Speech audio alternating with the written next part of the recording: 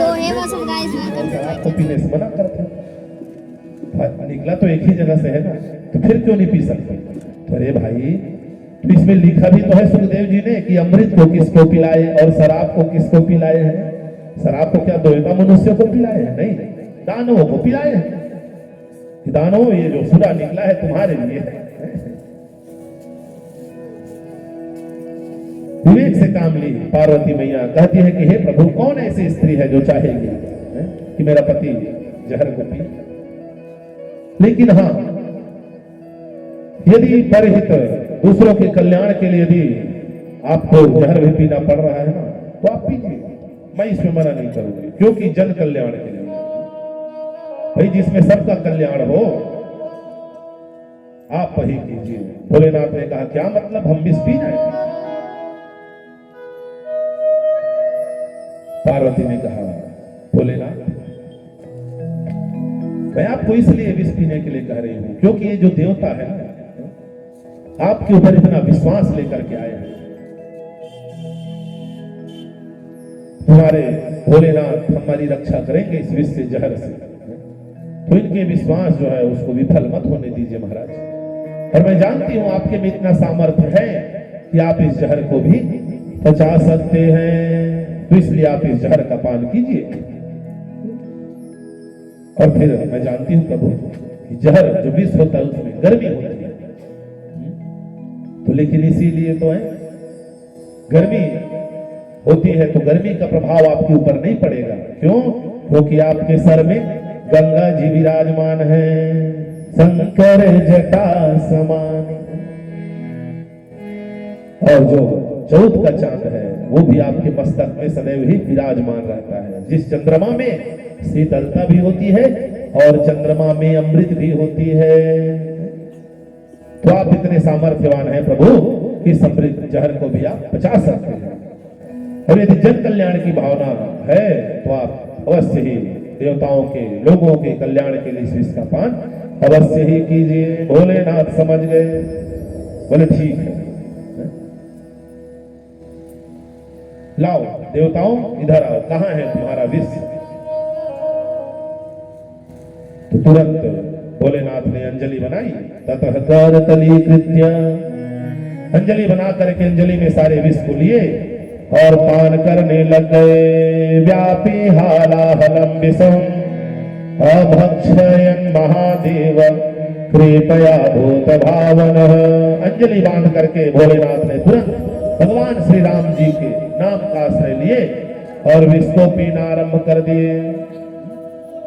जैसे ही भगवान शिव ने विष को पीना आरंभ किए, शिव जी जानते हैं, ध्यान आया उनको कि ओहो, विष तो मैं पी रहा हूं, लेकिन विष यदि कहीं मेरे शरीर के भीतर गया तो मेरे हृदय में निवास करते हैं बाल रामचंद्र जी, इष्ट देव मम बालक राम। जो बालक छोटे से राम जी जो है मेरे हृदय में नित्य निवास करते हैं, और यदि कहीं यह विष मेरे हृदय में पहुंच गया तो मुझे तो कोई फर्क नहीं पड़ेगा, लेकिन मेरे राम जी को कष्ट होगा। ये सोच करके रा शब्द का उच्चारण किए, मुंह को खोले। सामान्य जैसे रा बोलने से मुंह खुल जाता है, तो रा बोल करके मुंह को खोले, विष को पिए, और मां बोल करके मुंह को बंद कर लिए। अब जैसे बंद की, अब सोचने लग गए, यदि नीचे लिया तो भगवान को तकलीफ होगा, और यदि बाहर किया तो दुनिया दग्ध हो जाएगी। तो इसीलिए भगवान भोलेनाथ ने रा और मां के बीच में रा बोल करके मुंह खोले, विष पिए, और मां बोल करके बंद कर दिए। अब राम नाम के बीच में ही भगवान ने विष को अटका दिया अपने कंठ पर, न ही तो बाहर निकलने दिए और न ही अंदर लिए उसको। इसीलिए भगवान का एक नाम पड़ गया नीलकंठ। बोलिए नीलकंठ भगवान की जय। नाम प्रभाव जान शिवनी को, नाम प्रभाव जान शिवनी को, कालकूट विष दीनयमी को, कालकूट विष दीनयमी को,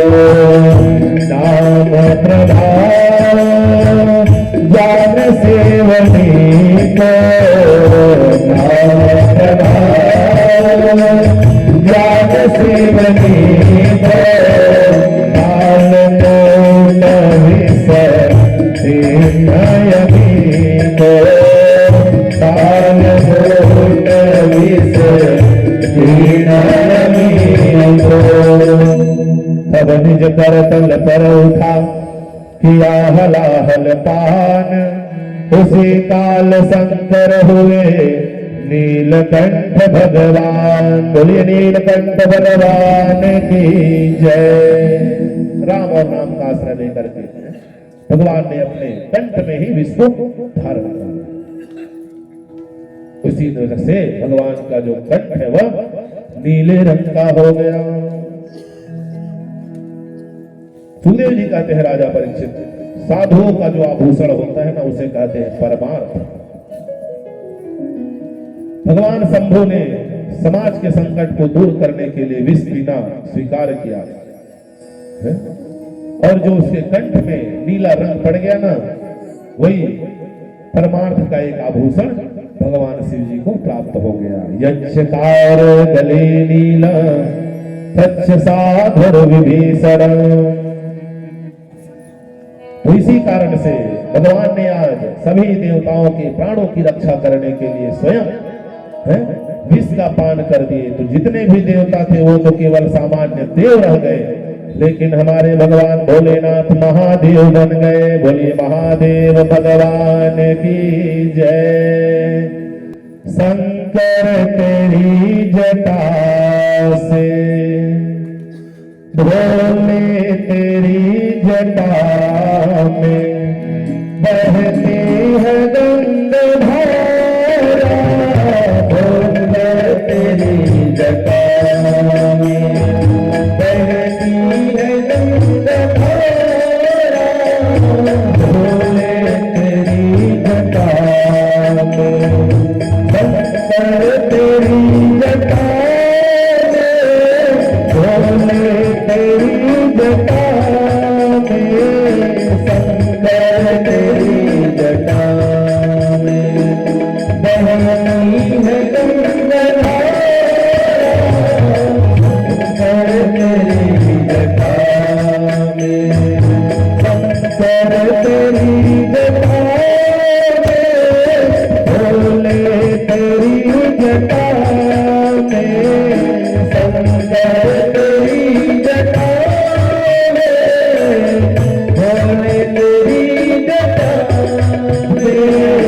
काले घटा के अंदर हो अंदर, काले घटा के अंदर।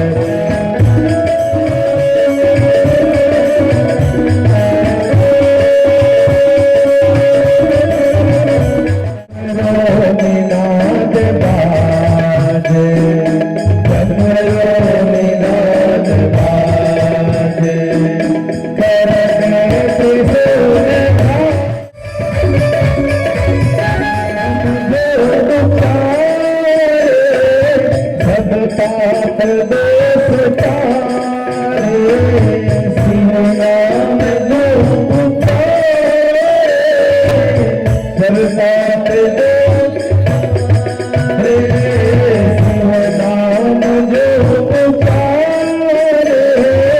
सब पाप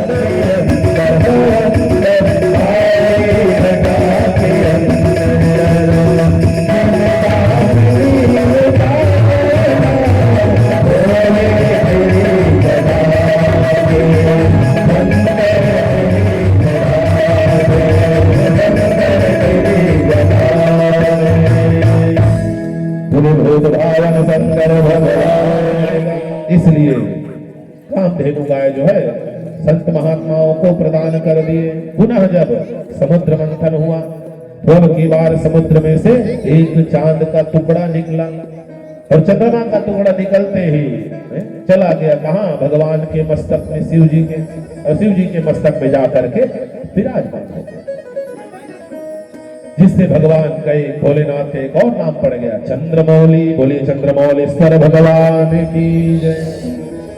अब की बार जब पुनः समुद्र मंथन किया गया तो 4 मुख वाला सफेद रंग का एक घोड़ा निकला। तथा उच्च श्रवा नाम भगवान ने देखो, भगवान की नीति बड़ी ही सुंदर नीति है। भगवान जो नीति अपनाते हैं ना, ताकि कभी भी देवता और दानव में विरोध न हो, यही सोच करके वो नीति अपनाते हैं। भगवान ने सोचा पहले जो काम धेनु निकला उसे तो संत महात्माओं को दे दिए, इसमें दैत्य लोग विरोध नहीं करेंगे। दूसरा निकला चंद्रमा, वो तो शिव जी के मस्तक में चला गया, तो उसका भी लोग विरोध नहीं करेंगे, क्योंकि अभी अभी देवता दानवों की जान बचाई है भगवान भोलेनाथ ने। अब तीसरा रत्न निकला उच्चैश्रवा घोड़ा। भगवान ने सोचा यदि मैं इसे देवताओं को दूंगा तो दानव लोग विरोध करेंगे, तो इसलिए भगवान ने कहा सुनो जी, ये उच्चैश्रवा जो घोड़ा है उसे हम दानवों को सौंपते हैं, ये दैत्यराज बलि का है। बलि तो बड़ा प्रसन्न हो गया, बोले वाह भगवान, है अभी तक इन देवताओं को कुछ भी रत्न नहीं मिला और सबसे पहले आपने मुझे रत्न प्रदान कर दिया। बड़े ही प्रसन्न हुए भगवान बलि। लेकिन देवराज इंद्र उदास हो गया, कहने लगा ओ प्रभु, इतना मेहनत कर रहे हैं, अभी तक हमें कुछ मिला नहीं, और जो पहला रत्न मिला उसे आपने दैत्यराज बलि को दे दिए। भगवान ने मानो इशारा करे, कहा सुनो देवराज इंद्र जी, संतोषी जो संतोष करने वाला व्यक्ति है ना, वो जीवन में सदैव ही सुखी रहता है बेटा, इसलिए संतोषी सदा सुखी कहा गया है। तो इसलिए संतोष करना सीखो, तुम्हारी भी बारी आएगी ना, तुम्हें भी मिलेगा, घबराते क्यों? और यदि तुम्हें मैं पहले दे देता कुछ तो तुरंत विरोध करता ही है बलि, इसलिए मैंने बलि को पहले दे करके ना उसका मुंह बंद कर दिया, इसलिए अब तुम शांत रहो। पुनः जब अगली बार मंथन हुआ तो उसी समुद्र से फिर एक श्वेत रंग का विशाल का एक ऐरावत हाथी निकला। तथा ऐरावतो, जैसे ये ऐरावत हाथी निकला भगवान ने कहा सुनो, ये ऐरावत हाथी देवराज इंद्र को दिया जा रहा है। ओहो, बड़े ही प्रसन्न हुए देवराज इंद्र, बोले ओ भगवान क्षमा करिए मुझे, मैं समझ रहा था आप भेदभाव कर रहे हैं, आपको मुझे हाथी देना था, इसीलिए आपने मुझे घोड़ा नहीं दिया। मैं समझ गया आपकी भावना को प्रभु, प्रणाम है। भगवान ने कहा यही तो बात है ना देवराज इंद्र जी, जब मैं यहाँ पर बैठा हूँ, मैं बराबर सबने विनिमय बराबर में सबने बंटवारा कर रहा हूँ, आपको घबराने की आवश्यकता नहीं है। पुनः समुद्र का मंथन आरंभ हुआ, तो अब की बार क्या निकला? तो कहते हैं कि कौस्तुभ मणि ही एक चमचमाती हुई दिव्य श्वेत रंग की मणि उस समुद्र मंथन से निकला। जैसे ही वह मणि निकली आकर के भगवान के हृदय में चिपक गई। भगवान कहने लगे सुनो देवताओं दैत्यों, अब ये मणि कैसे निकली, कहां से आई, कैसे मेरे हृदय में चिपक गई, अब मुझे तो पता ही नहीं चला भाई। यदि तुम लोगों को चाहिए तो आ जाओ, चाकू छुरी ले करके इसे काट कर निकाल लो, मैं तो निकालने की कोशिश कर रहा हूं, नहीं कर रहा है मेरे से। देवता दानों ने कहा ठीक है प्रभु, यदि अपने आप ही आपके हृदय में जाकर के चिपक गई है ना, तो इसलिए आप उसे रखे रहिए। तो वक्षस्थले कौस्तुभम, भगवान के हृदय में आज भी वह कौस्तुभ मणि विराजमान रहती है। अब की बार जब पुनः समुद्र मंथन हुआ तब फिर क्या था? ऐसा ही नव नव वीडियो पाए बार मोर साथ ऐसे ही बने रहो संगवारी हो। जय जोहार, जय छत्तीसगढ़ संगवारी हो।